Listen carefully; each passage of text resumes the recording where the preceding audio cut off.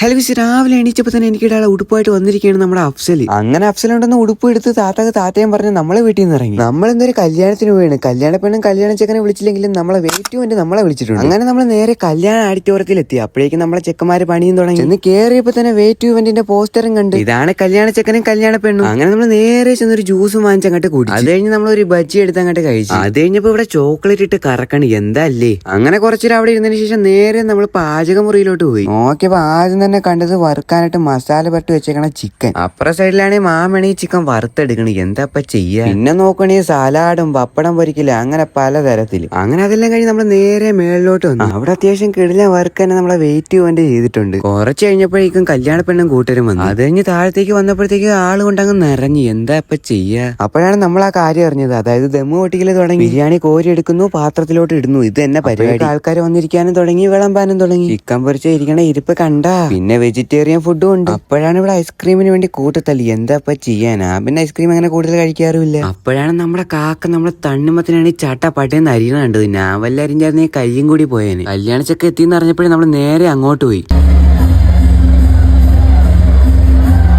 അങ്ങനെ അതെല്ലാം കഴിഞ്ഞപ്പോഴാണ് എന്റെ കൂടെ +2 പഠിച്ച ഒരു മോയന്തിനെ വിളിച്ച് കണ്ടത്. അപ്പൊ ഇതുപോലത്തെ എന്ത് വർക്കിന് നമ്മളെ വെയിറ്റ് വേണ്ടിനെ കോൺടാക്ട് ചെയ്യാവുന്നതാണ്. നമ്പർ നമ്മൾ മേളിൽ കൊടുത്തിട്ടുണ്ട്. അങ്ങനെ അതെല്ലാം കഴിഞ്ഞ് നമ്മൾ കഴിക്കാനായിട്ട് ഇരുന്നു. പിന്നെ കുറച്ച് ചിക്കൻ ഫ്രൈയും ബിരിയാണിയും സലാഡും വെച്ച് ഒരു പിടി അങ്ങോട്ട് പിടിച്ചു. അപ്പോഴേക്കും നമ്മുടെ കല്യാണ ചെക്കനും കല്യാണ പെണ്ണും അവിടെ നിന്ന് കഴിക്കുകയാണ്. അങ്ങനെ അതെല്ലാം കഴിഞ്ഞ് നമ്മൾ അവിടെ നിന്ന് ഇറങ്ങി. അപ്പൊ ഫോളിൽ വെച്ചാൽ അടുത്തൊരു വീട്ടിൽ കാണാം.